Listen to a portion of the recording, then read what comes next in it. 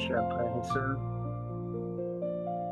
nous voici réunis dans la prière. Élevons nos pensées, nos cœurs et nos volontés vers Dieu notre Père, le Créateur, Père d'amour qui relie le monde visible à l'invisible, Créateur de l'univers, cause première de toute chose et intelligence suprême. Et remercions-le de nous retrouver ici-bas, virtuellement et en présence, afin d'étudier ce beau texte du Centre Spirit du Chico Xavier. Père d'amour, toi qui nous offre le prêt de ce corps pour développer l'intelligence, pour acquérir l'esprit, pour connaître, comprendre et pratiquer les lois divines, nous rapprocher de toi.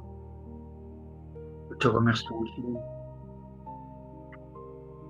C'est en toi, source intarissable de lumière et d'amour, que nous venons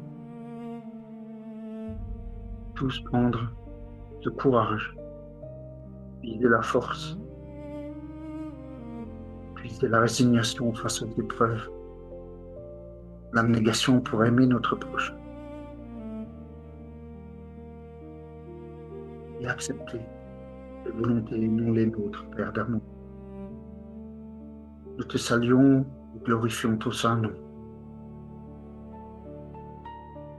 Nous remercions notre Maître Jésus également, qui est venu déjà il y a plus de 20 siècles,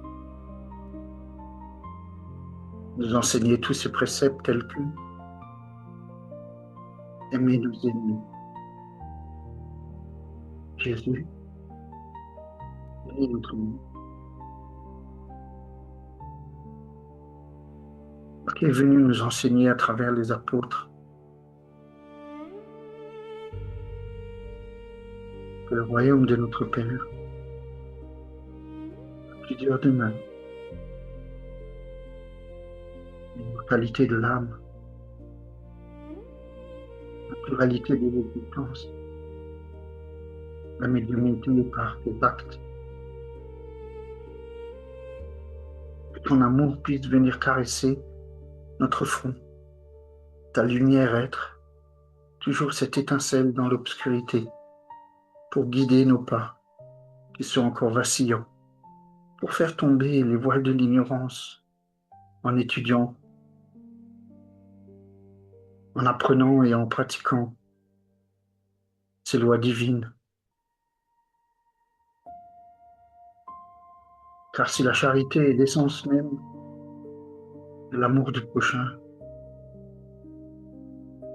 aimer nos ennemis en est la sublime application, car c'est une victoire sur notre orgueil.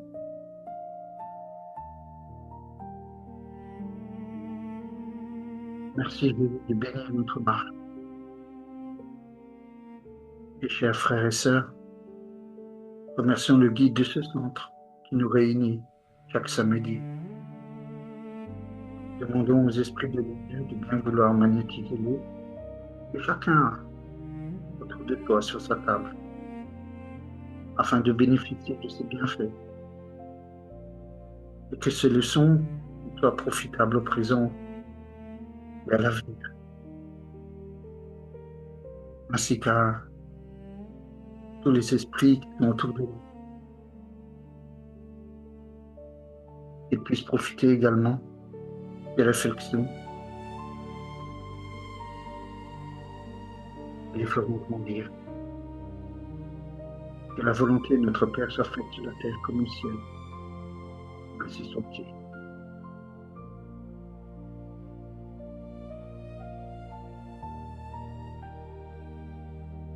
Merci beaucoup, Dominique. Bonjour tout le monde. Merci beaucoup de votre présence.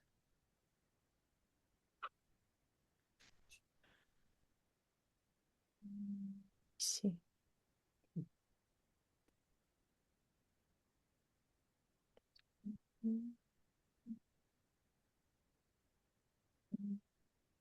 Donc, nous avons les tests d'aujourd'hui, la rencontre 281, thème médiumnité et spiritisme.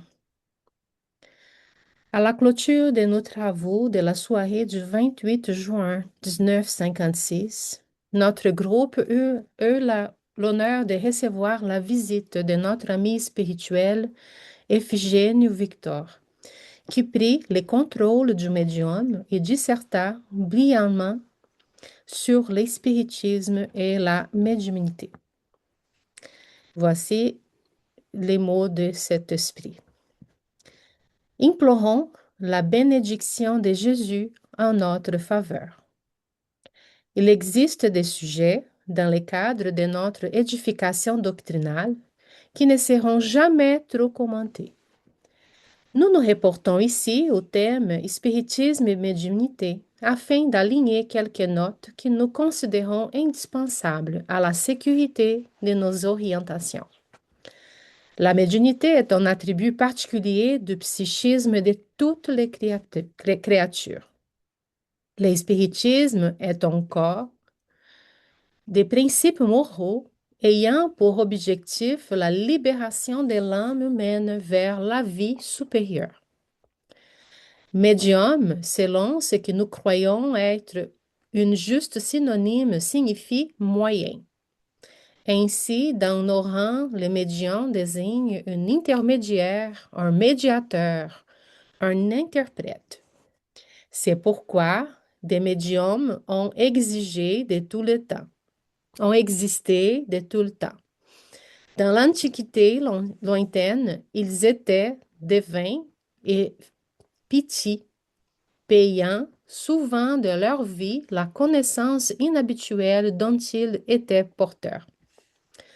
Au Moyen Âge, ils étaient saints et saintes lorsqu'ils accordaient avec les modèles religieux de l'époque. Sinon, sorciers et sorcières, voués au bûcher ou à la potence lorsqu'ils ne se conformaient pas aux préjugés du temps où ils étaient nés. Aujourd'hui, nous les possédons sous toutes les nuances dans de vastes expressions polymorphes. Médium, psychographe, clairvoyant, claudiradien, guérisseur, polyglotte, psychophonique, matérialisateur, intuitif, médium à effet physique ou à effet intellectuel. Dans l'Évangile lui-même, dans les racines divines duquel l'espiritisme demeure naturellement plongé, nous trouvons une parfaite gradation des valeurs, des définitions et d'activités médiumniques. Nous voyons la médiumnité absolument sublimée en notre très sainte mère lorsqu'elle reçoit la visitation des entités angéliques. Nous reconnaissons la clairaudience avancée en Joseph de Galilée lorsqu'il reçoit des messagers du plan supérieur, commentaires et nouvelles concernant la glorieuse mission de Jésus. Simon-Pierre était médium de l'ombre lorsqu'il s'adaptait à l'influence perturbatrice dont il se sentait souvent l'objet. Et il était médium de la lumière lorsqu'il partageait la clarté divine dans sa vie mentale. Ces mêmes Simon-Pierre, Jacques et Jean furent des médiums matérialisateurs sur les tabords, favorisant l'apparition tangible d'instructeurs de la plus haute hiérarchie. Jean, le grand évangéliste, fut médium dans l'acception la plus sublime du mot lorsqu'il nota les visions de l'Apocalypse.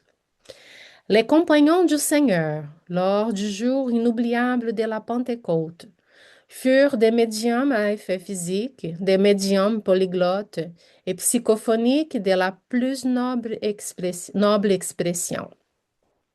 Saul de Tarse fut un remarquable médium de clairvoyance et de clairaudience aux portes de Damas lors de sa rencontre personnelle avec le divin maître. Toutefois, il ne serait pas permis d'oublier que les possédés, les malades mentaux et les obsédés de toutes sortes qui foisonnaient sur la route du Christ de Dieu lors de son passage direct parmi les hommes étaient eux aussi des médiums. Il nous faut donc aujourd'hui souligner cette différence afin de ne pas nourrir l'étonnement injustifiable devant des phénomènes qui ne correspondent pas à l'impératif de notre formation morale. Il existe des médiums aussi bien ici que là-bas, dans les sphères de service où nous nous situons. Des médiums demeurent partout parce que la médiumnité est un moyen de manifestation de l'esprit à ses divers degrés d'évolution. C'est pourquoi le grand problème des travailleurs médiumniques est celui du maintien permanent de bonnes compagnies spirituelles.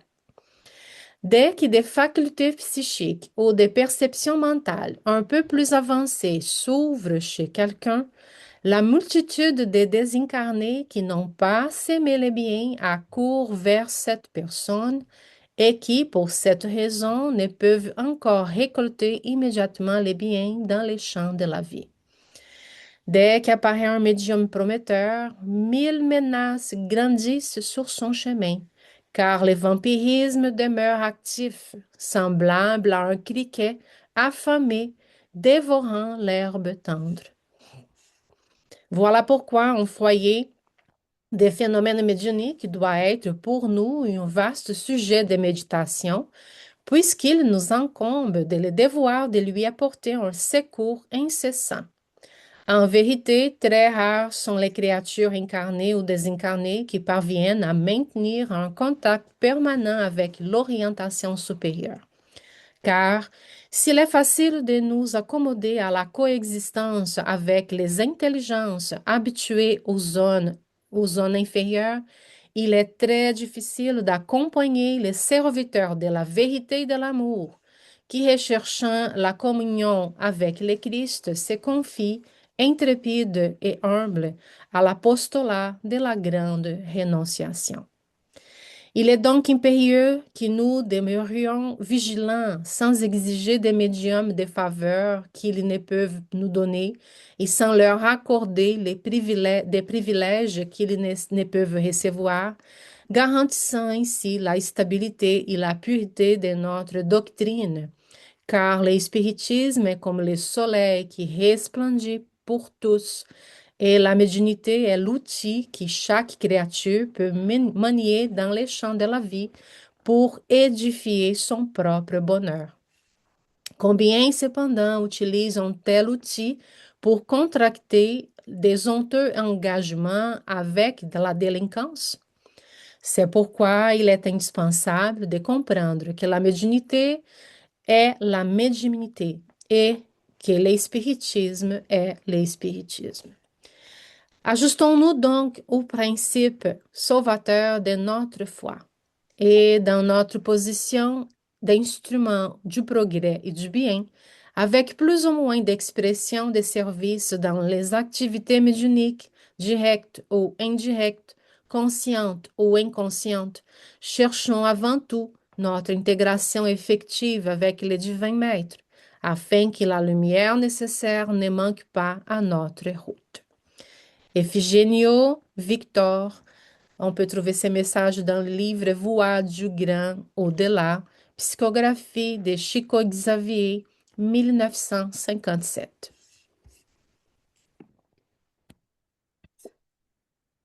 Eh bien, merci beaucoup, Giovanna. Merci, Dominique. Merci à tous.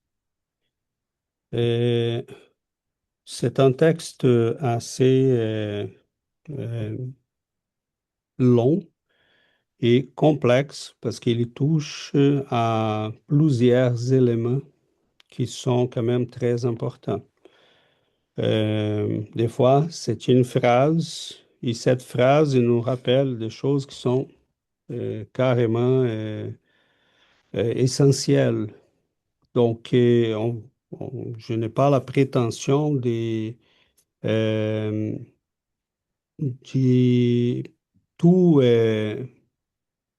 concentré dans un 2, 3 minutes qu'on va parler, mais on aura quand même la possibilité de réfléchir le mieux possible sur l'importance de ces messages qui seraient vraiment euh, fondamentales pour faire certaines distinctions. La première de ces distinctions, c'est le fait que le spiritisme euh, fait partie du spiritisme, le phénomène médiumnique et la médiumnité.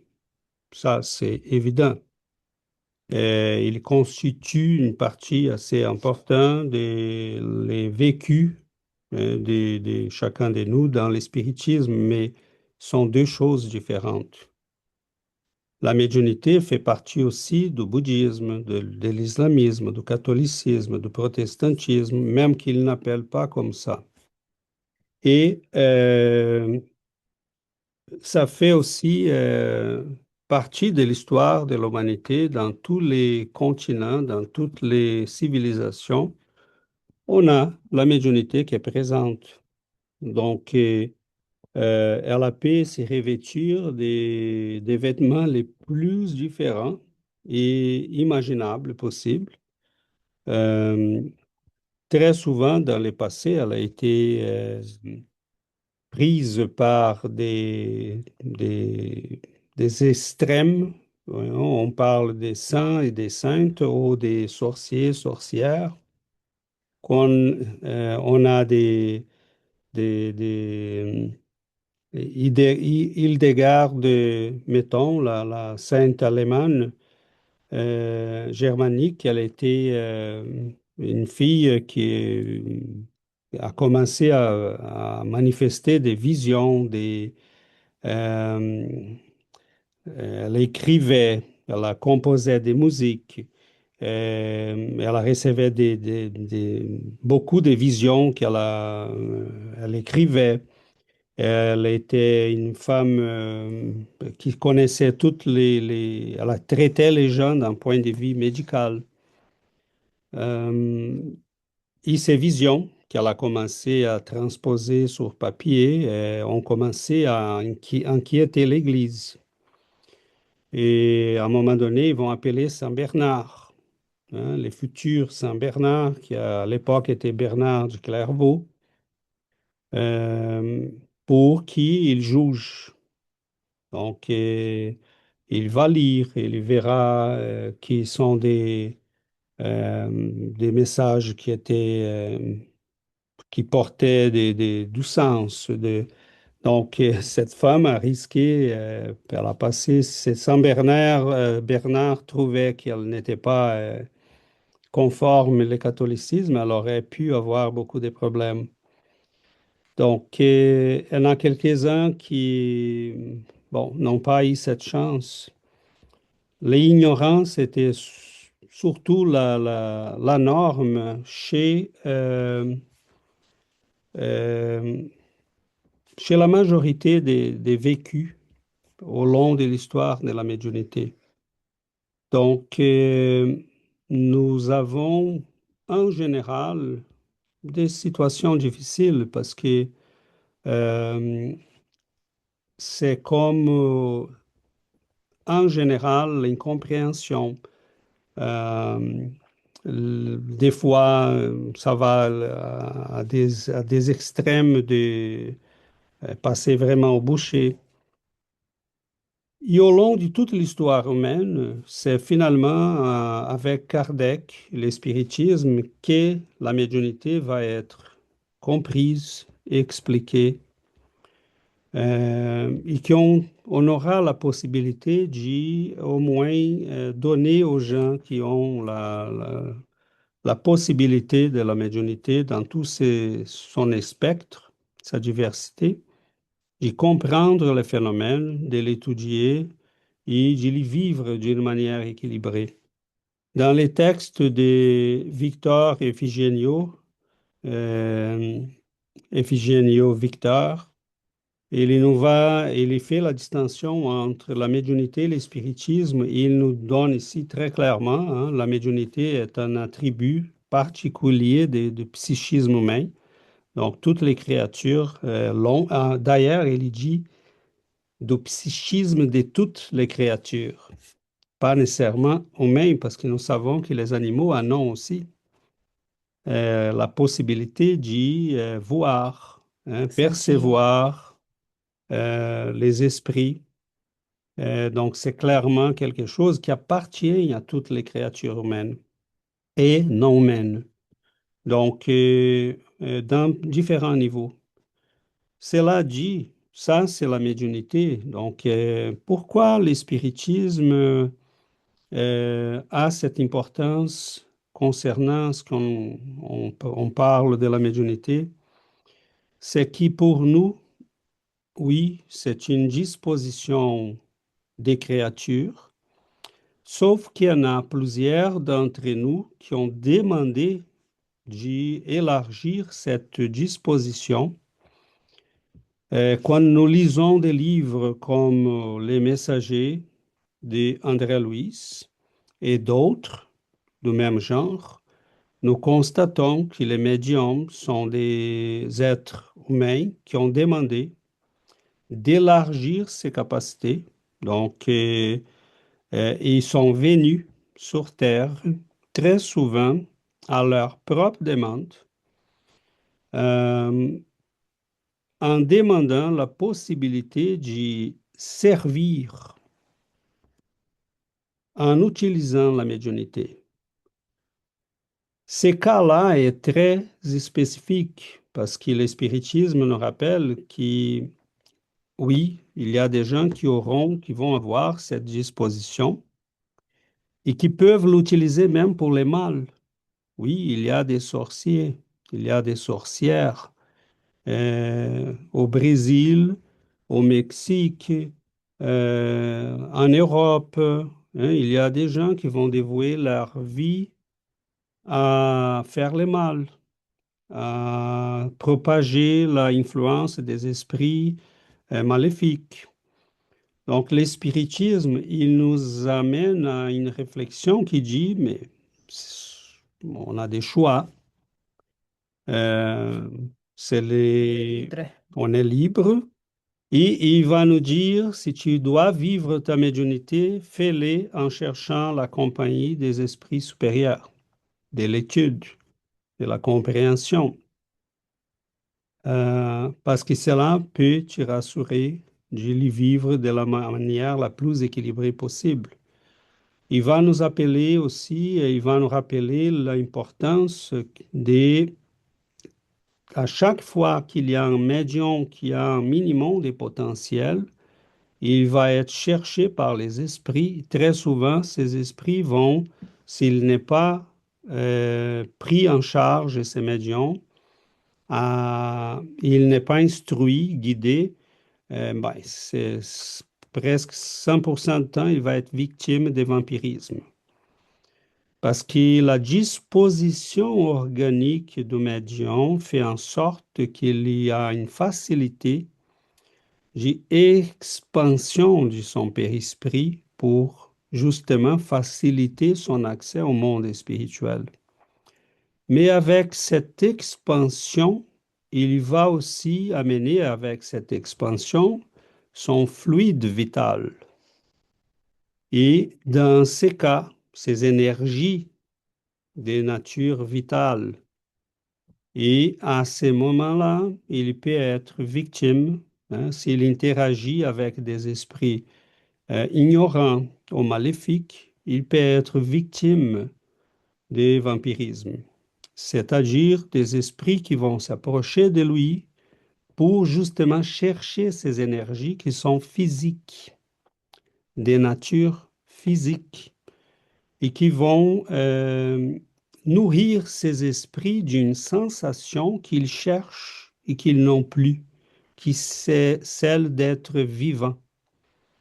Pour eux, être vivant, c'est d'être dans les corps physiques. Ils comprennent la vie comme en étant dans un corps physique. Donc, pour eux, ce qui pour plusieurs esprits pourrait avoir la dimension de la liberté, pour eux, c'est de la prison, d'être libéré du corps physique. parce qu'ils comprennent la vie comme étant toutes les manifestations et les vécus que nous avons dans les corps physiques. Donc, les médiums qui sont potentiellement capables d'y travailler, qui présentent de la manifestation de médiumnique plus ostensive, et sont en danger, évidemment, d'y subir ce genre d'attaque. Aussi vont être cherchés par des esprits qui, ben, je vois quelqu'un, je ne sais pas si vous avez vu déjà le film La ville des fantômes. C'est le gars qui a présenté à un moment donné les Oscars. Il est très acide dans ses commentaires. J'ai oublié son nom. Et il subit un accident là dans une chirurgie. Il y fait une mort imminente. Il revient avec la capacité de voir les esprits, d'écouter les esprits. Et à un moment donné, il va croiser un esprit sur la rue et il dit, il répond à l'esprit sans savoir qu'il est en train de voir un esprit. Et l'esprit s'y rend compte, mais tu m'écoutes? Il dit oui, pourquoi? Et ben, il commence à courir après lui parce qu'ils ont tous un message à passer à une personne de la famille qu'ils veulent qu'il visite, euh, des choses mal finies sur Terre qu'ils veulent régler. Donc, c'est un très beau film parce que ça donne une idée très claire de la dimension. Ce qu'il dit Ephigenio quand il dit qu'ils vont être cherchés par de nombreux esprits. Pourquoi? Bon, parce qu'il y a quelqu'un qui a la possibilité d'être les médiateurs, les moyens, les interprètes, les intermédiaires entre ceux qui ne peuvent plus parler et ceux à qui il voulait parler. Donc, c'est très vaste, tous les aspects qu'Ephigenio Victor touche, auxquels il touche. Euh, mais bon, je pense que j'ai fait quand même déjà un résumé assez, dans la mesure du possible du temps que nous avons, assez bref, mais aussi en cherchant à toucher aux aspects les plus importants. En s'y rappelant que, évidemment, la médiumnité est encore incomprise. Nous avons des milliers de personnes qui sont en train de vivre ces phénomènes, qui ne les comprennent pas, qui sont des fois tourmentées par ces vécus, qui vivent des situations difficiles. Moi, personnellement, je connais des gens qui sont, ça fait des années qu'ils sont en psychiatrie ici au Canada parce qu'ils ont eu un événement médiumnique et ont entré dans une situation de panique. Immédiatement sont amenés parce que la personne va faire une crise. Moi, je connais personnellement, là, je travaille avec des gens qui sont dans cette situation. Je travaille avec des gens qui entendent des voix, qui sont considérés comme des cas psychiatriques aussi. Une de ces personnes à qui j'ai eu la chance d'interagir et de parler, je lui ai expliqué ma vision des choses. Et depuis ce temps-là, ça commence à aller mieux parce qu'il s'y comprend mieux. Et au point qu'il des fois, il me pose des questions. Il dit, César, est-ce que ça se peut que ce soit mes amis là de, de ma vie antérieure? Euh, euh, donc, il est quand même un peu éveillé déjà, mais on voit partout la médiumnité qui se manifeste, des fois de manière pas si évidente. C'est ça que je trouve que c'est le plus difficile pour ces gens parce que la manifestation n'est pas si évidente.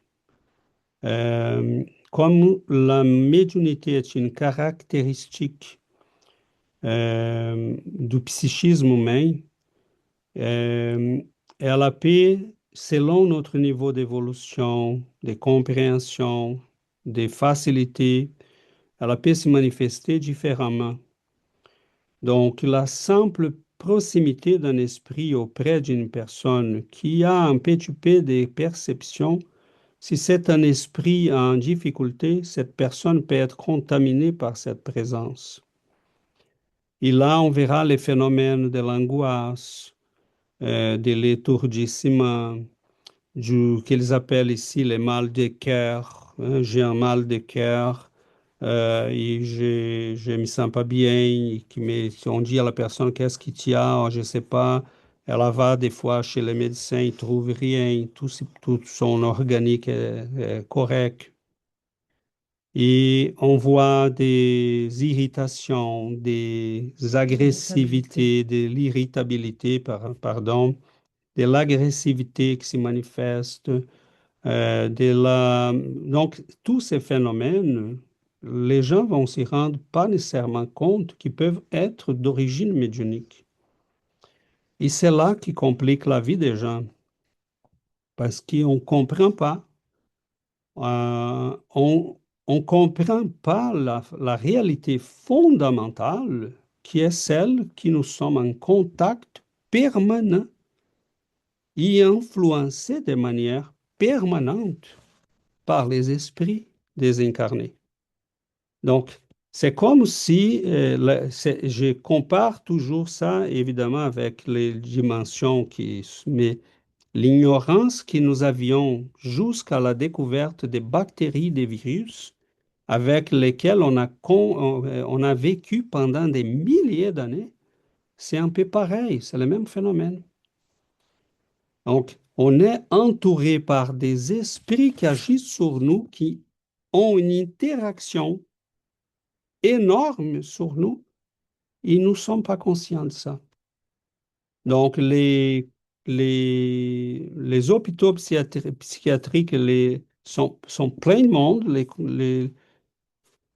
et les gens, ben, ils ne sont pas capables, hein, de comprendre ce phénomène. Donc, tu vas chez les psychiatres pour demander pourquoi j'ai fait des cauchemars, pourquoi pendant que je dors, je vois des esprits, pourquoi j'ai fait euh, des rêves bizarres, pourquoi je vois des ombres dans ma maison. Euh, et le psychiatre va donner un nom, va afficher un diagnostic, va même nous donner une pilule, mais ça va rien régler parce que ça va créer un autre problème, c'est parce qu'on devient dépendant de la pilule et on va vivre un étourdissement des capacités mentales parce que comment on va bloquer les perceptions en diminuant la capacité de perception. Donc, c'est complexe, c'est et il y a des gens à qui on peut expliquer tout ça et ça ne sert à rien. Il y a des gens qui vont venir pendant des années dans des études spirites et vont chercher les psychiatres pareil parce qu'on veut un diagnostic qui nous convienne. On veut un diagnostic qui fait notre affaire. Ces trucs de médiumnité, je ne vais pas entendre parler. Je vais une maladie que je puisse guérir. Je suis malade, je vais guérir ça. Et au Canada, surtout, on voit beaucoup cette perception. C'est la meilleure des choses qu'on peut faire à une personne, c'est lui trouver un diagnostic. Elle va être très contente parce que là, elle aura un moyen de dire, mais je suis finalement malade, ça suffit que je traite ma maladie. Désolé, hein, concrètement, quand on demande à ces psychiatres, c'est quoi exactement ça? Il va nous redécrire les symptômes.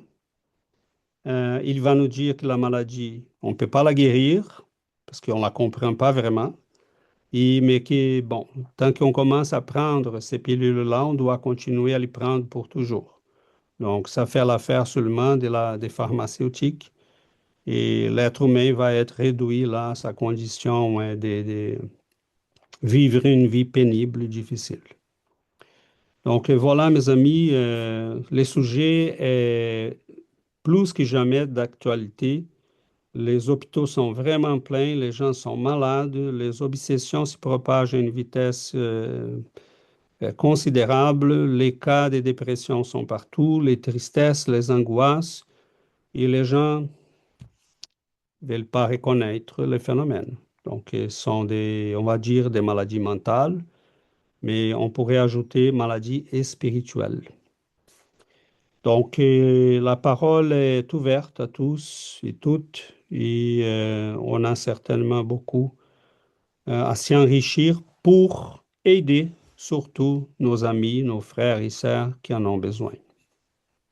C'est ça, Linda a posé une question très, très bonne Qui? dans le chat. Linda. Linda, est-ce que tu peux regarder, Jo?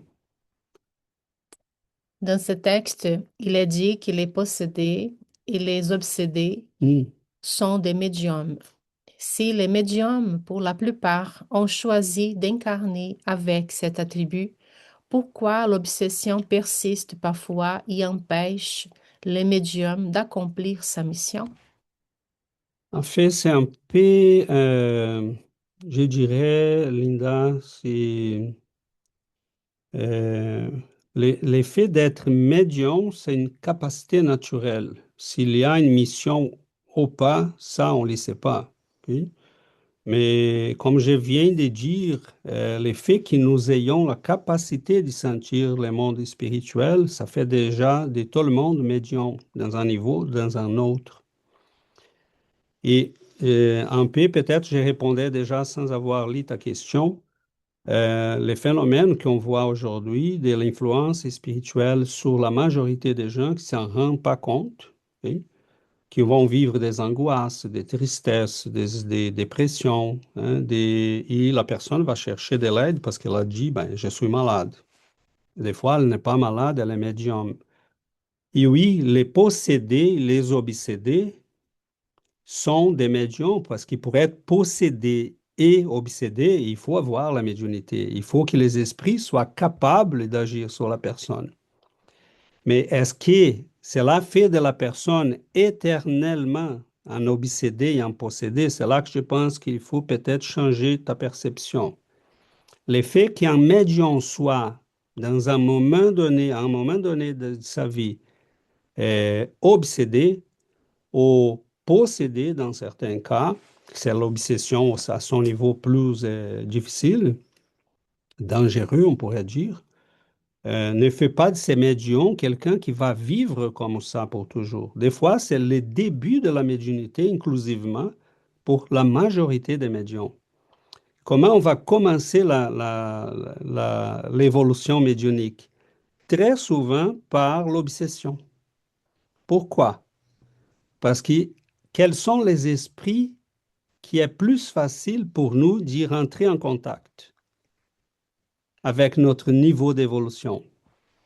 Les esprits qui sont comme nous ou inférieurs. Donc là, Linda, c'est pour ça que plusieurs médiums vont commencer à vivre la médiumnité d'une manière tourmentée. Parce qu'on commence à sentir les présences spirituelles qui sont autour de nous, on commence à sentir les présences spirituelles qui sont autour des gens avec qui on est. Et on ne comprend pas qu'est-ce qui se passe. Et des fois, on les voit clairement. La personne voit des choses à côté de quelqu'un, voit quelqu'un là qui est en train de parler à côté de quelqu'un qui est là avec toi. Et cette personne, elle ne sait pas qu'est-ce qui se passe. Elle voit des ombres, elle voit des visages, elle entend des voix. Mais très souvent, ce sont des esprits d'ordre moyenne inférieure. Pourquoi? Parce que comme les médiums n'est pas encore développé, les esprits avec lesquels il va rentrer en contact plus facilement sont ceux qui sont plus grossiers. Donc, imaginons les tuyaux qui vont porter de l'eau d'un endroit à un autre. Les médiums et ces tuyaux-là. Mais des fois, les tuyaux viennent d'être placés et il est sale. Donc, les premiers lots qui vont passer vont sortir très sales. Donc, qu'est-ce qui arrive? Les esprits inférieurs qui commencent à activer la médiumnité de ces médiums-là très souvent vont lui donner aussi la sensation de saleté, du mal-être, des Malaise. malaises. Donc, c'est pour ça que la médiumnité, au début, peut avoir ces caractéristiques-là. Mais ça ne veut pas dire que ces médiums vont rester toujours comme ça. Donc, il faut faire le travail d'étude, euh, le travail de euh, perfectionnement hein, et spirituel, d'évolution intime, d'évangélisation de soi-même et par conséquence de ses esprits. Et des fois, Linda, on peut avoir sur notre parcours des esprits qui sont intéressés à bloquer la progression du médium en question. Et là, ils peuvent des fois aller s'éloigner quand ils voient que la personne persiste, passer quelque temps, ils reviennent. Des fois, ils vont changer de stratégie. Hein, on commence à... ils sont très subtils. Hein, on voit ça tous les jours. Et, je pourrais donner des exemples ici, mais on peut y revenir. Donc, on va ouvrir la... Est-ce que ça va, Linda? C'est plus ou moins clair? Veux-tu... Oui, merci César. Mais c'est juste de savoir, s'il te plaît, qu'est-ce qui fait la différence entre ce médium qui va arriver peut-être plus facilement à développer cet attribut-là que l'autre qui va devoir, on va dire, persévérer un peu plus parce que parfois on peut avoir l'impression qu'on évolue et puis tout d'un coup, en fait, on fait marche arrière puisque on peut avoir des attaques en fait qui font que ben, on se dit que pourtant on avait l'impression de progresser intérieurement. Et donc, mais malgré tout, les attaques reviennent et parfois c'est doublé en fait. Enfin, la puissance est encore plus intense. Donc, est-ce que ça veut dire que le travail, la réforme intime n'est pas suffisante? Est-ce qu'il y a une autre voie qu'il faut emprunter dans le spiritisme même? Enfin, là, je parle surtout pour moi, hein, parce que Oui, je parfois, comprends. parfois c'est pas toujours facile parce qu'on a l'impression d'avancer et puis ben les attaques font que ben on stagne et donc voilà et les attaques qui étaient là au début se sont estompées puis c'est le même type d'attaques qui reviennent en fait. Voilà. Tout à fait, je comprends, Linda. Mais quel serait, euh, supposons qu'on a, on a un accident qui vient d'y avoir lieu et les gens très endommagés vont arriver à l'hôpital. Qui on envoie pour répondre à ces gens-là? Les infirmiers qui viennent de sortir de l'école? Non. On envoie ceux qui sont plus expérimentés, ceux qui ont déjà vécu plusieurs situations difficiles. Des fois, Linda, on va vivre des choses terribles parce que notre mission est s'y préparer à aider des gens qui vont vivre des choses terribles. Tu as l'impression de ne pas progresser. Le fait que tu sois ici, que tu parles comme tu viens de parler, que tu comprennes très bien qu'ils sont des attaques, qu'ils ont une structure, qu'ils viennent et reviennent. Donc, c'est là que tu mets en vigilance constante parce qu'il y a des médiums qui, après une période de confort, ils vont fuir. Et la personne commence à chercher ses conforts. Et quand on parle, la personne s'énerve. C'est l'obsession. Toi, tu vas être obligé d'être vigilante. Ils veulent pas, même les bons esprits sont peut-être en train d'autoriser ça pour que tu baisses pas la garde. Et probablement, au moment que tu vas apprendre à vivre avec ça, et même à aider ces esprits, prier pour eux, faire de l'évangile pour eux, et peut-être, Linda, commencer un travail.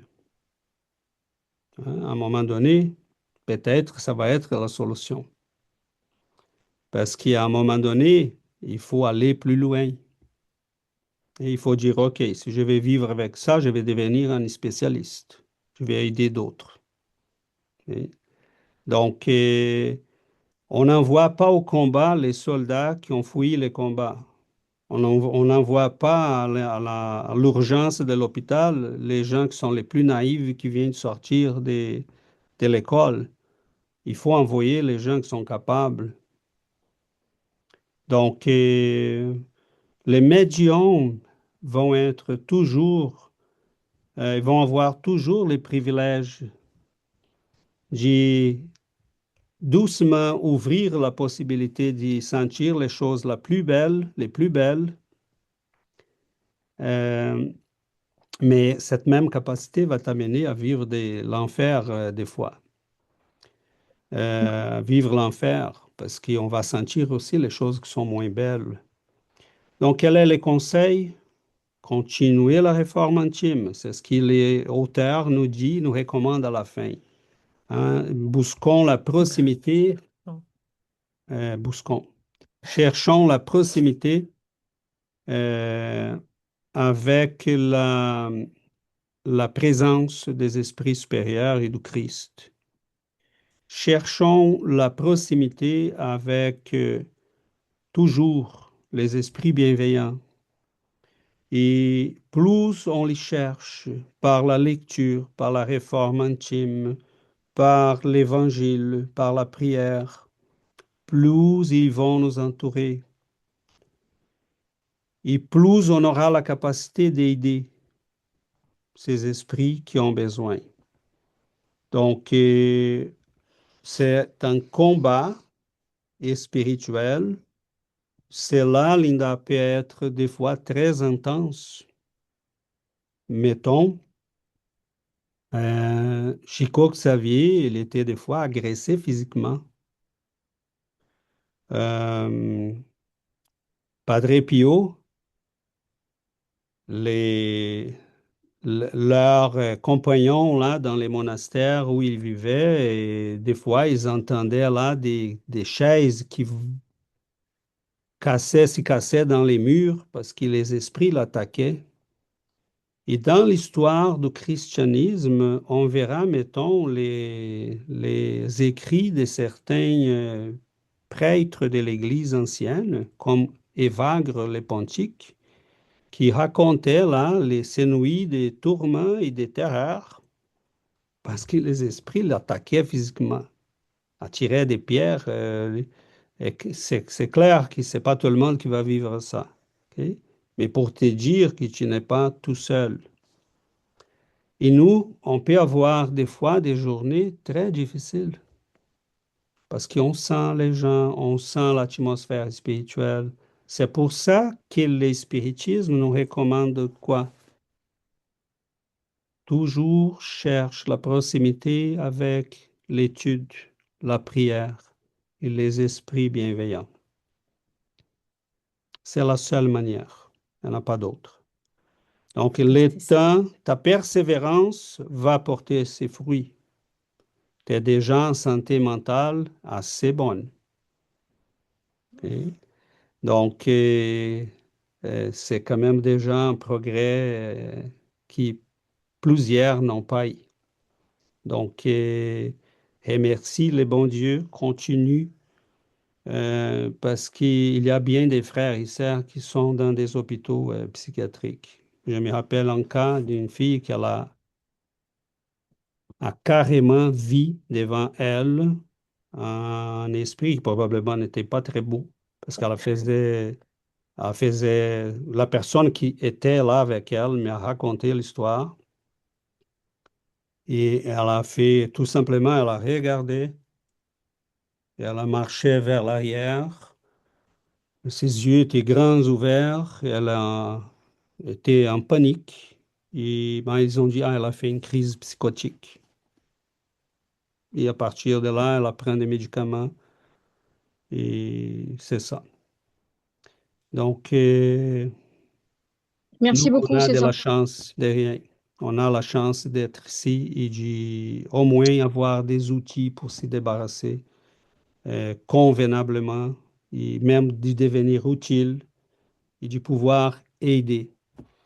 Peut-être comme pour passer à Dominique, rappelle-toi l'histoire de Madame Benedita Fernandez. Elle était complètement obsédée. Quelle était sa mission par après? Elle a ouvert un hôpital psychiatrique et était la mère et la protectrice de ces gens-là. Donc, qu'est-ce qui t'attend dans l'avenir? On ne sait pas, mais continue. Les bons esprits vont te montrer les chemins. Dominique? Merci César. Bonjour les amis.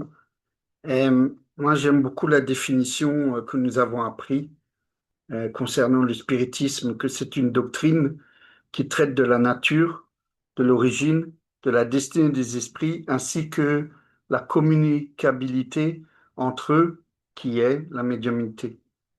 Et Socrate, il était l'un des précurseurs, comme on peut le lire dans le spiritisme selon l'évangile, du spiritisme, et il parlait déjà de l'immortalité de l'âme et de sa destinée.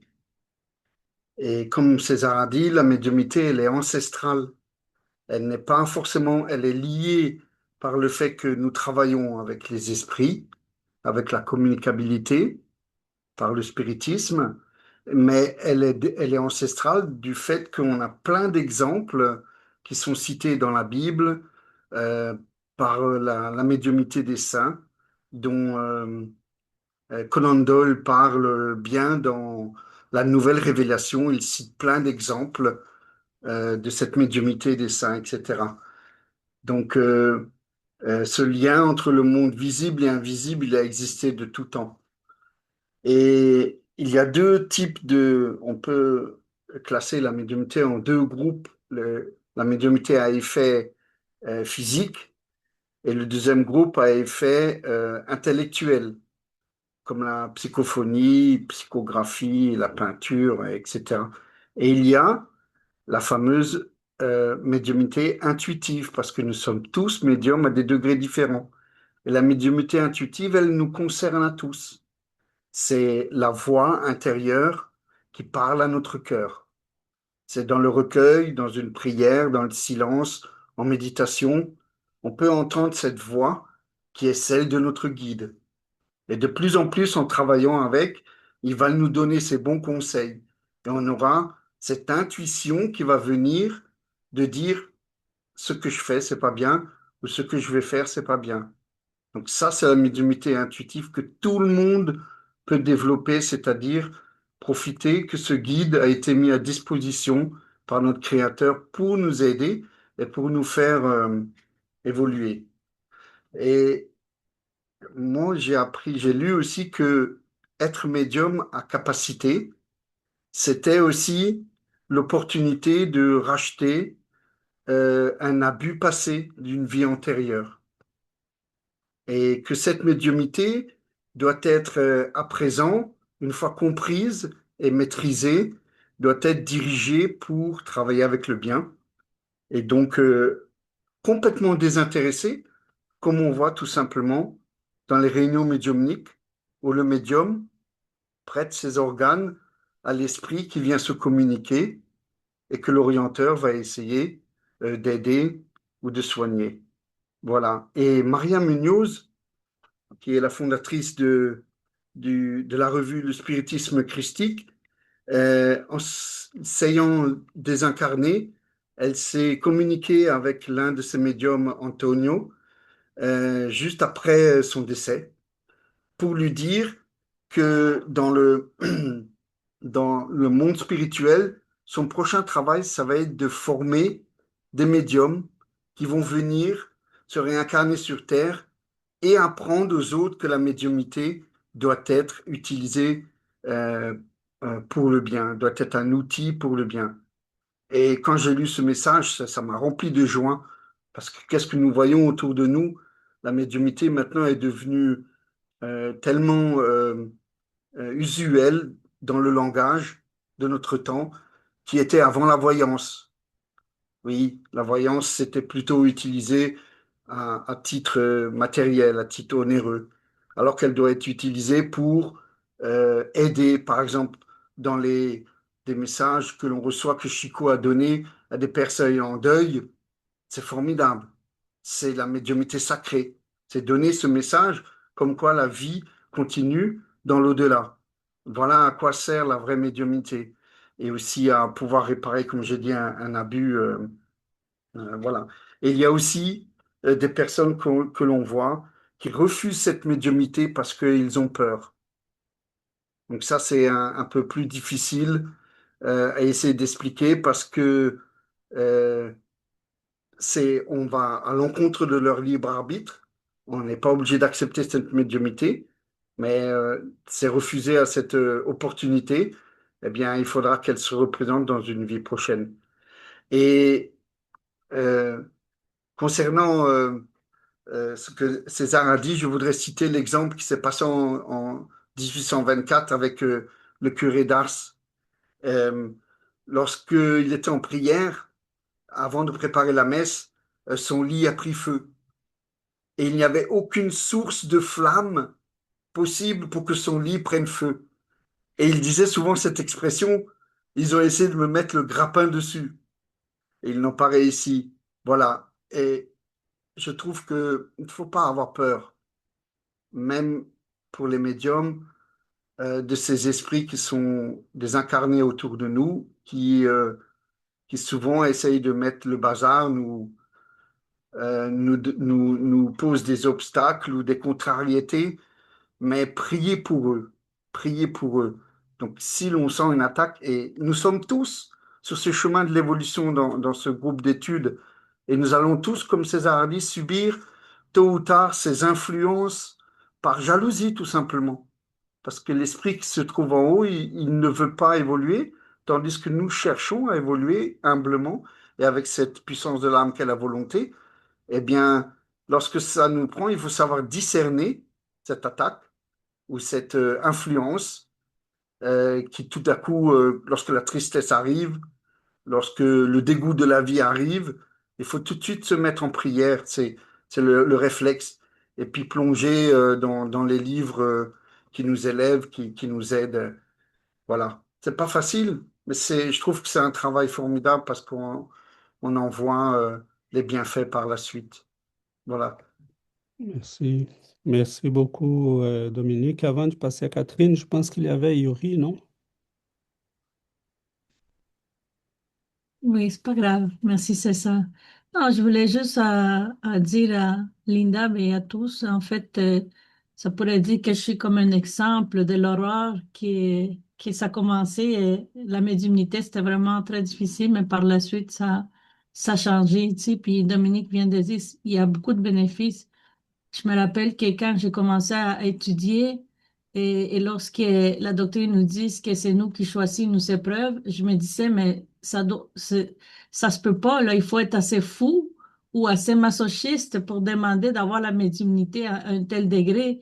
Tu sais, je me disais, ça se peut pas, puis je peux l'avouer, souvent, je pleurais toute seule, en cachette, souvent, de dire, ça se peut pas aussi que je puisse, que je vais vivre ma vie de cette façon, si je me vois pas en vivant 40 ans, 50 ans avec tout ce que j'y vis et que je sens.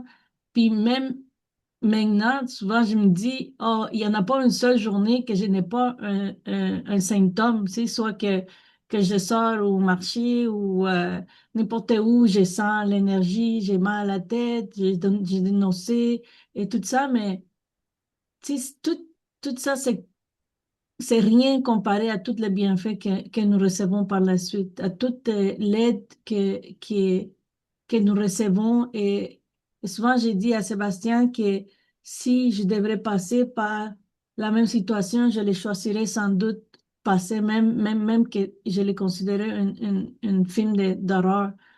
Mais à cause de tout ce qu'on reçoit, Linda, puis c'est comme un encouragement, ou comme Alexandre a dit, tu sais, on lâche pas, on continue, puis tu sais, c'est sûr qu'il faut passer par cette période-là, c'est sûr qu'il faut avoir le courage, puis la persévérance, puis il faut y passer, là, tu sais, parce que c'est une période très difficile, mais on doit le faire avec l'aide. Tu sais, je pense que l'aide, le courage, la persévérance, le soutien d'un groupe, pour ma part, c'est ça c'est ça et Giovanna qui m'ont tellement aidé.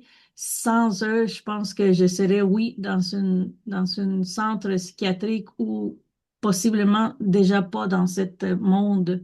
Donc, je crois que c'est juste un petit espoir, là, tu sais, qu'après la tempête, il y a toujours la lumière qui est à l'autre bout. Donc, il faut pas, il faut continuer. Il faut continuer. Puis, et, ouais, c'est juste ça. C'est juste ça que les bénéfices sont très grands. C'est très grand, puis que tu vas l'avoir à un moment donné. Peut-être en ce moment, c'est difficile, mais par la suite, tu vas voir comment c'est beau. Sans eux, souvent je dis sans eux, je serais dans un chemin de complètement du monde, aux esprits inférieurs, grâce aux esprits, euh, comment on dit? Obsesseurs, excusez-moi, obsesseurs. Et c'est grâce à eux que je pense que je me maintiens dans la ligne. Merci. Merci beaucoup, Yuri. Catherine? Vous m'entendez bien? Allô, allô? Oui, Oui, on Catherine, on t'entend. t'entend. Oui, Voilà. Voilà. Donc, mon témoignage, nous avons la grande chance d'avoir tous les enseignements d'Alan Kardec, de Chico Xavier, et de savoir quoi faire, étudier, prier. Beaucoup de personnes n'ont pas cette chance. J'ai un sans-abri dont je m'occupe depuis de nombreuses années. Il y a 2 ans, je vais le voir et ça n'allait pas du tout. Et quand je lui demande ce qui se passe, il me dit, ben, j'ai plus de médicaments pour ma schizophrénie. Donc, j'ai de nouveau mes voix qui reviennent 24 heures sur 24. C'est insupportable. Et en discutant avec lui, il m'explique que toute la journée, jour et nuit, il entend des voix qui l'incitent au suicide, qui l'insultent, qui lui disent des horreurs, suicide-toi, ta vie, elle sert à rien, etc., etc. Donc, comme c'est quelqu'un de très ouvert, à l'époque, je ne connaissais pas encore votre groupe, mais j'avais déjà commencé toutes ces études. Donc, j'ai essayé de lui expliquer que ça pouvait être des obsessions. Et malheureusement, c'est quelqu'un qui est sous cachet parce qu'il est déclaré schizophrène. C'est quelqu'un qui est sous cachet depuis 20 ans. C'est quelqu'un qui a 50 ans et qui risque de passer le reste de sa vie sous cachet, puisque pour les médecins et pour les psychiatres, il est tout simplement schizophrène. Voilà. Merci beaucoup, Catherine. Malheureusement, c'est ça la réalité de plusieurs frères et sœurs que nous avons sur ce monde et comme je me souviens pas nécessairement l'esprit qu'il a dit, mais on a déjà lu ici, les hôpitaux sont pleins de gens qui on catégorise comme des schizophrènes, des psychotiques et qui finalement ne sont rien d'autre que des médiums. Malheureusement, euh, on a encore cette situation que les films et les balles, les balles de folle qui a été fait en France, je pense. Je suis pas certain, mais c'est passe en France, en fait l'histoire. Il raconte un peu ça, hein, une médium qui découvre le livre des esprits, tout récemment paru, et qui finalement comprend qu'elle n'est pas folle et s'échappe de cette machine des tristesses qui est la situation dans laquelle vont vivre.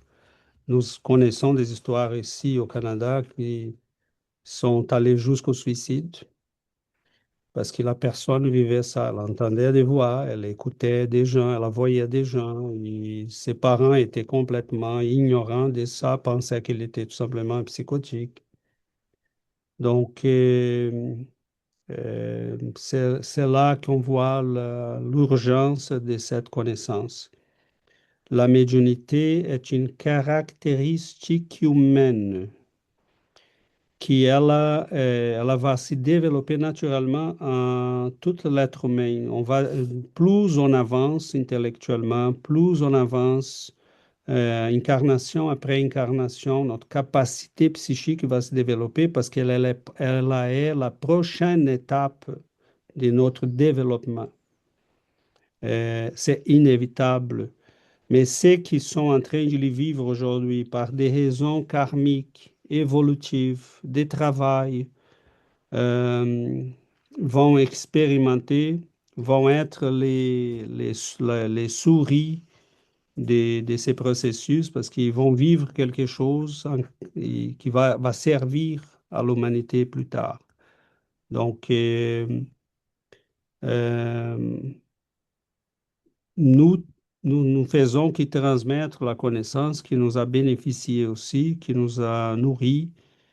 C'est pas César qui a aidé, c'est la doctrine spirite qui aide à nous tous.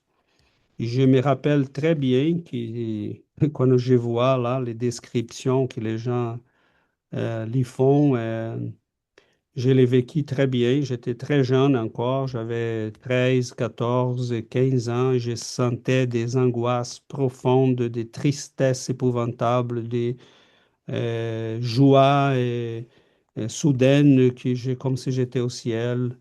Donc évidemment, je vivais déjà les perceptions médiumniques et je ne savais pas c'était quoi. Donc, combien de gens sont catégorisés des bipolaires, schizophrènes, cyclotimiques, double personnalité, triple personnalité, et en fait, sont rien d'autre que des gens qui connaissent pas les faits qu'ils sont médiums. Est-ce qu'on enlève, pour, Giovanna m'a demandé la parole, et avant que je passe, seulement dire pour les gens qui vont nous écouter, parce que nous, on croit, on est bien conscient de ça. Euh,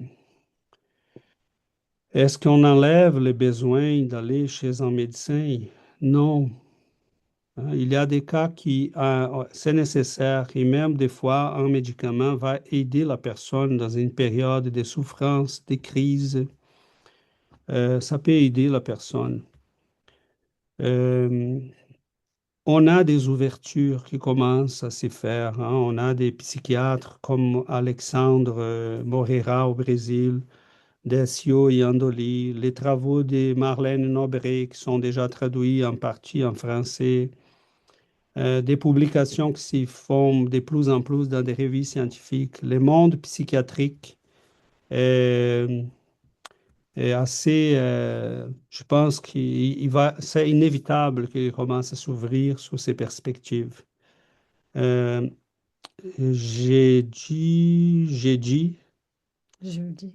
jeudi, oui, c'était jeudi, hein? Oui, le 7 mai, on est allé à un événement en médecine et là, on a rencontré un jeune garçon qui vient de rentrer en psychiatrie. Et je lui dis, écoute, je pense qu'il t'a rentré dans les domaines les plus difficiles de toutes les spécialités médicales. Et il a dit, mais oui, je suis d'accord parce que c'est un grand mystère, l'esprit humain. J'ai dit, tout à fait. Il dit, euh, avant, je m'intéressais peut-être à la obstétrice, obstétrique, Gynécologie obstétrique. gynécologie, obstétrique. Et après, je pensais aussi aux personnes mourant et quelqu'un lui a dit, mais tu penses aux extrémités de la vie, aux choses les plus... Il dit, oui, c'est vrai, je ne l'avais pas remarqué. J'ai dit, mais tu sais, hein, que c'est tout un mystère encore, l'esprit humain. Et Giovanna lui a dit, est-ce que tu sais qu'on étudie, hein, on aime beaucoup ces sujets? Il a dit, oui, oui, oui, mon ami m'a parlé de vous. On s'était dit, bah, il faut qu'on s'en parle à un moment donné. Oui, oui, je vais chez vous et Je veux aller chez je vous. vais aller chez vous. Euh, mais pour dire que si, il faut qu'on commence à ouvrir ces frontières-là.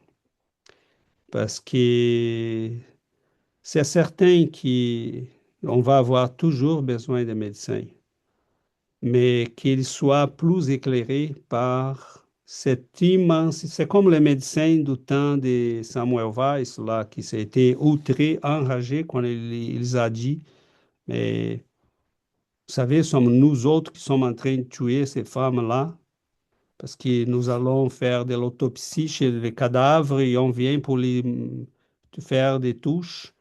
Euh, et nous sommes en train de le contaminer.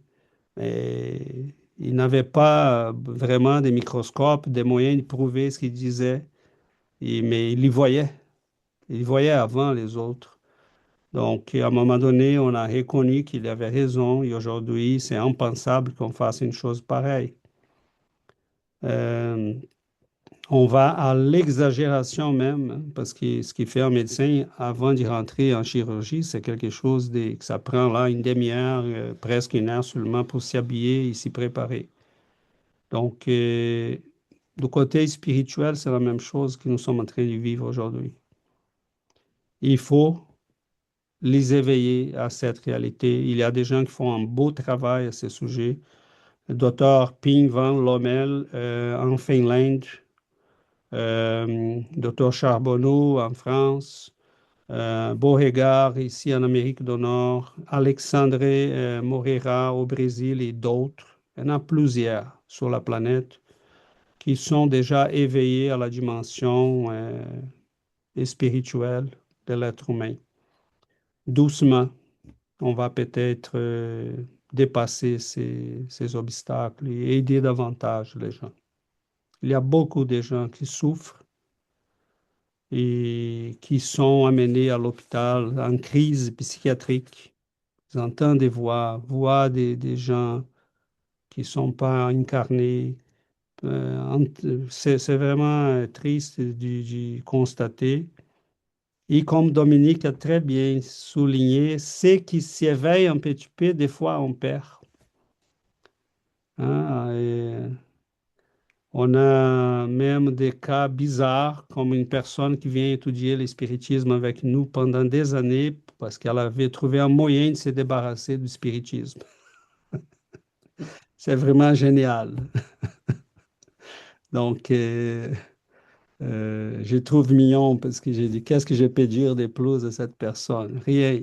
Ok. Donc, euh, parce qu'il n'avait pas à être médium. Donc, c'est correct. Mais c'est qui a demandé?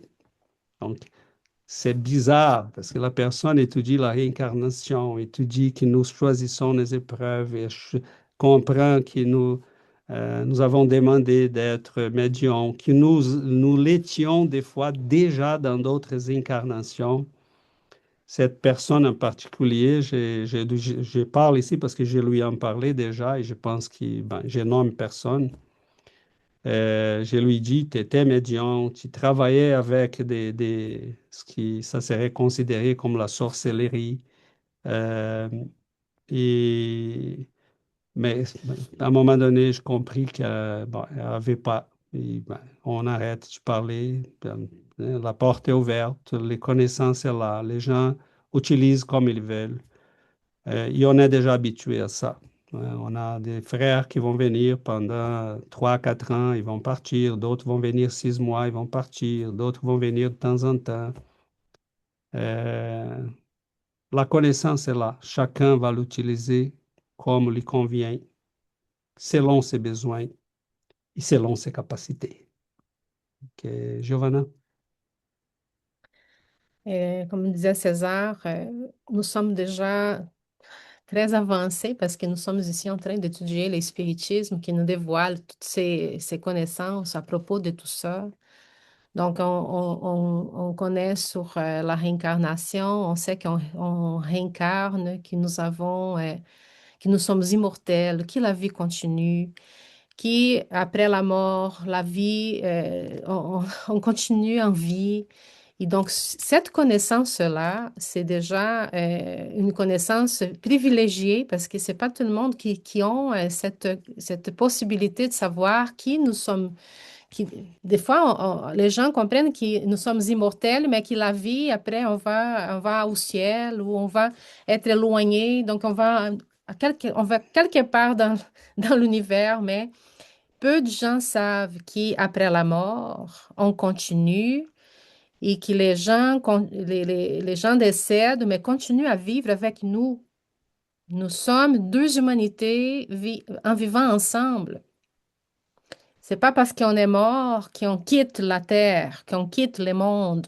Des fois, si on est dans l'ignorance, et presque tout le monde qui décède, qui part de ce monde, sont dans l'ignorance. Ils continuent à vivre avec nous. Nous vivons tout ensemble, mais on ne les voit pas. Des fois, on ne les voit pas, on peut les sentir, mais des fois, quelques-uns peuvent les voir, mais ils sont avec nous, nos frères et sœurs qui sont, parce que nous sommes immortels et on continue à vivre après la mort. Donc, cette continuité, il est fait de partir du monde, mais on quitte les corps, mais on reste ici. Dépendamment de notre condition spirituelle, les esprits restent ici avec nous.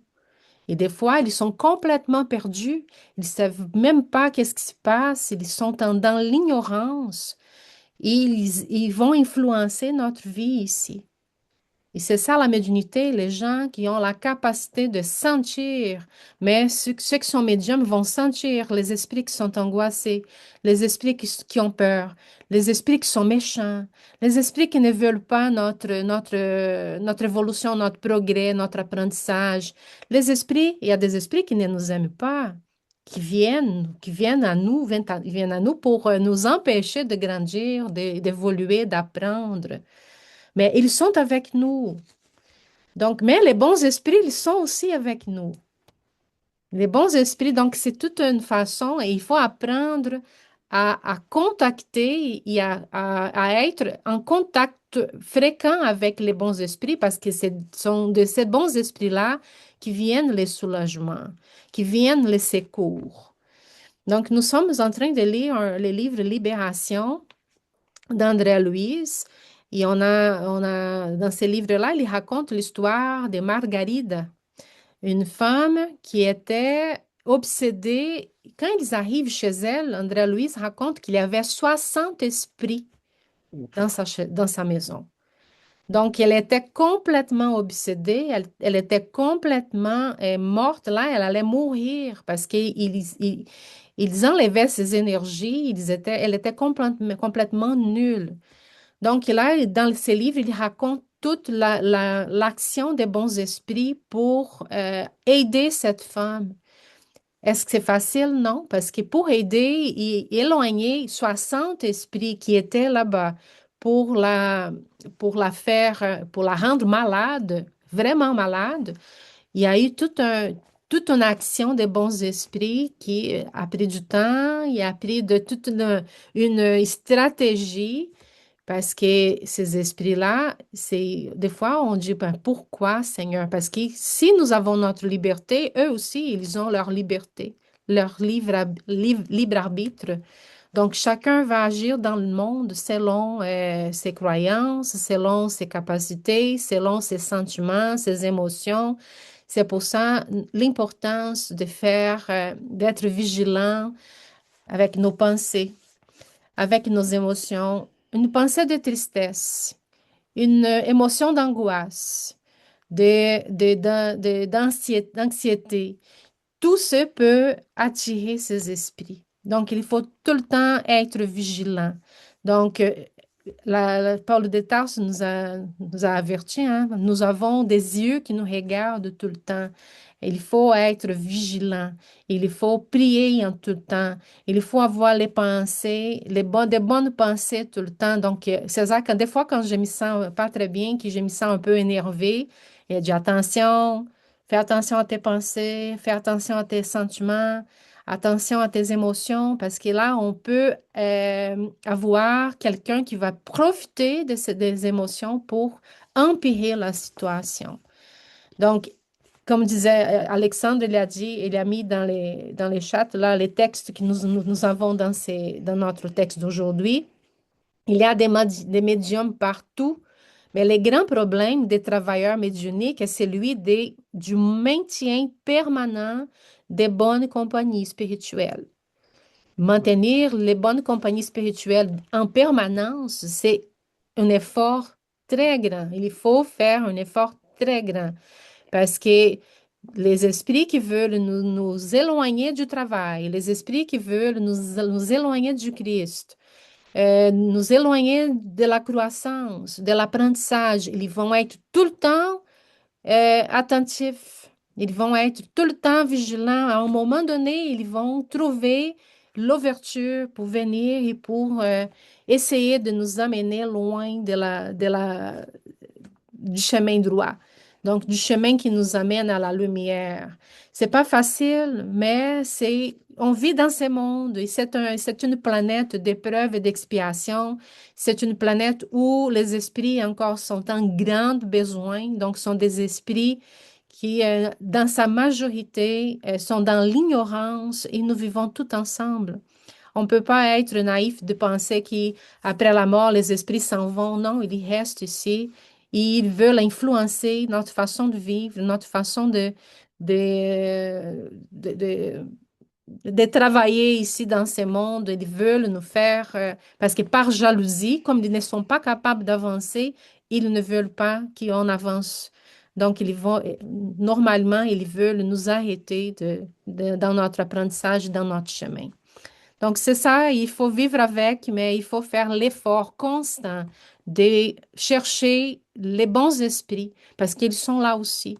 Mais il faut qu'on monte notre vibration pour aller les rejoindre, parce que des fois, pour eux, c'est difficile de venir nous rejoindre dans notre vibration qui est très basse. Par exemple, dans les livres Libération, on voit les esprits qui sont dans une situation sont des grands esprits. Par exemple, on a une bienfaitrice qui vient. Il faut qu'elle s'y matérialise dans les mondes spirituels pour qu'elle vienne parler à ces esprits dans un plan inférieur. Elle va s'y matérialiser. Donc, on voit un phénomène de matérialisation dans les plans spirituels pour qu'elle vienne leur envoyer un message, donner un message d'instruction. Donc, c'est ça, on vit malheureusement, donc la majorité des esprits qui sont avec nous sont dans des grands besoins et on les sent. Merci, Giovanna. Bon, on avance vers la fin rapidement pour aussi les gens qui probablement un jour puissent nous écouter. L'avantage d'étudier le spiritisme, c'est que la personne va doucement savoir quoi faire.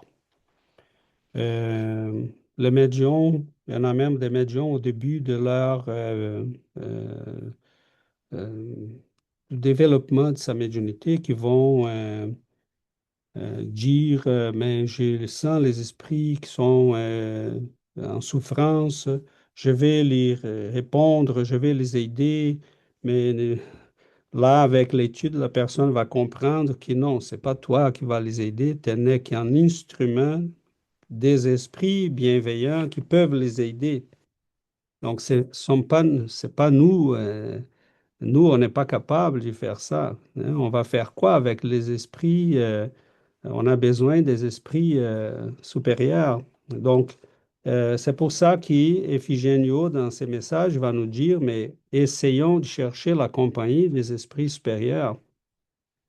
Si nous, on est dans un groupe d'études, un esprit, on sent la présence d'un esprit, on dit, mon frère, viens à nos études. Hein, je ne peux pas te répondre, je suis rien, mais je peux t'inviter. Donc, nous sommes des intermédiaires, des moyens, des interprètes. Interprètes de quoi? Pas seulement du monde spirituel vers le monde matériel pour la communication, mais aussi du message des lumières que nous portons vers les deux mondes, le monde matériel pour les incarnés, le monde spirituel pour ceux qui en ont besoin. C'est pas vivre la médiumnité, c'est illuminer, éclairer les consciences que nous devons faire. La médiumnité n'est qu'un instrument, un moyen. Heureux le médium qui comprend ça parce qu'il peut faire un travail en double dans une seule vie. Il travaille doublement. Il peut travailler avec les incarnés et avec les désincarnés. Pour faire quoi? Pour soigner des bobos? Non, pour éclairer des consciences. C'est ça l'objectif. Oui? Donc, nous ne faisons pas la médiumnité pour soigner des bobos. C'est éclairer les gens, l'obsédé et l'obsesseur. Et des fois, on réussit à éclairer l'obsesseur, mais pas l'incarné, qui est qui s'entête avec des comportements inadéquats, qui ne changent pas, qui ne veut pas étudier. Et les esprits amènent les obsesseurs de cette personne parce qu'elle a eu la chance de venir à un groupe spirit, va les éloigner, va les guérir, va les échaminer et ils vont continuer leur vie. Les médiums, 6 mois après, elle est obsédée à nouveau. Donc, c'est éclairer les consciences. C'est pour ça qu'on fait spiritisme. C'est la mission du spiritisme. Et tant que cela se réalise en nous, le phénomène médiumnique va suivre notre illumination personnelle. Donc, pourquoi il y a plein de médiums aujourd'hui en Europe, en Amérique, ou même en Amérique du Sud, en Amérique du Nord, qui ne veulent pas s'approcher du spiritisme? Parce que la phrase que Ephigenio à la fin nous dit, hein, il nous a dit ici à la fin,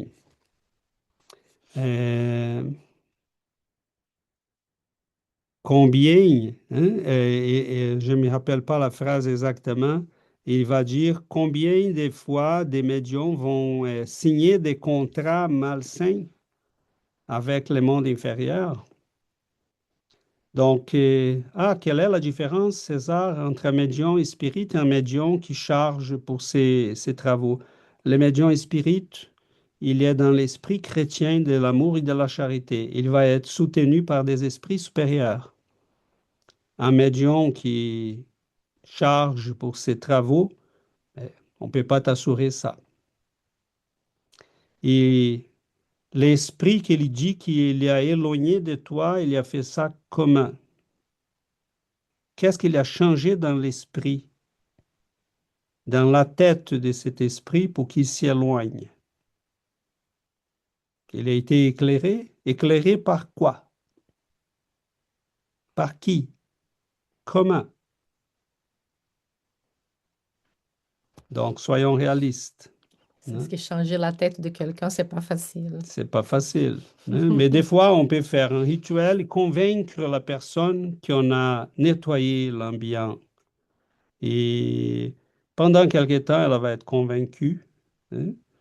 Et des fois même, hein, les esprits bienveillants vont même utiliser ces médiums qui, bon, c'est clairement quelqu'un qui a choisi un très mauvais chemin.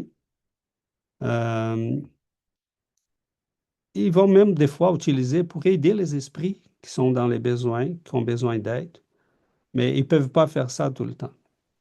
Et dans les livres d'André Louise, on voit clairement que quand un esprit veut empêcher l'aide à quelqu'un, il va tout simplement s'approcher de ces médiums parce qu'il n'a pas de défense, il n'a pas de soutien spirituel.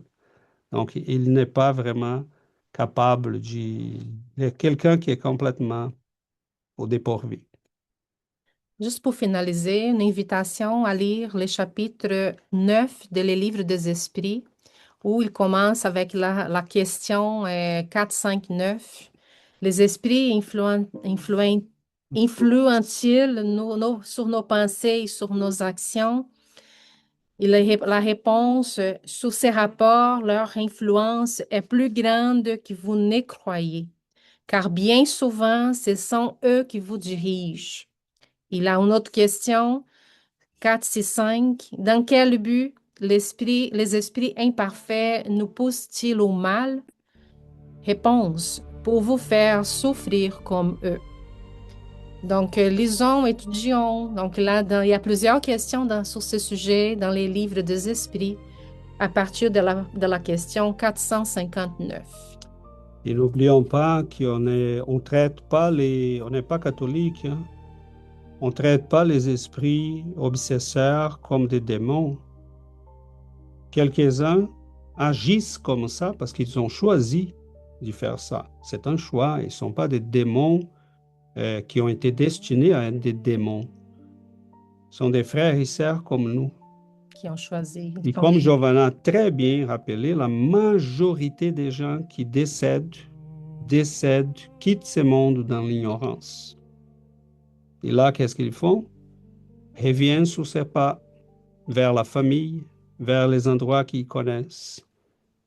Les bienfaiteurs sont là, mais ils ne sont pas capables de les aider, parce qu'ils ne font même pas une prière.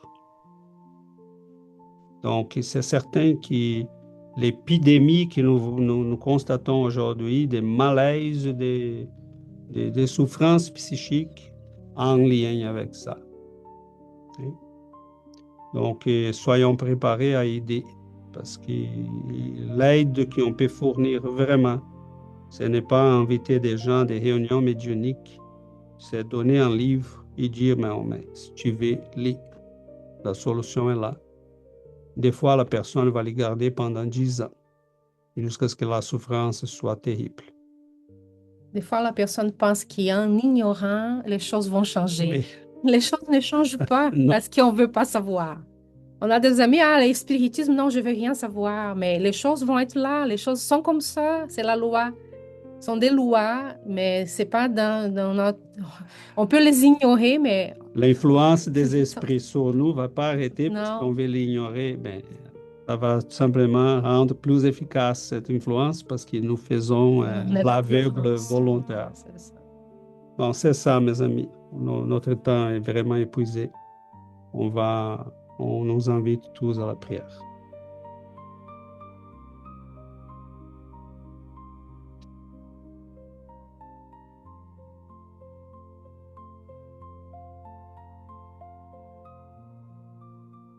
Seigneur Jésus, que votre lumière, Seigneur, puisse nous bénir, nous éclairer, nous nourrir,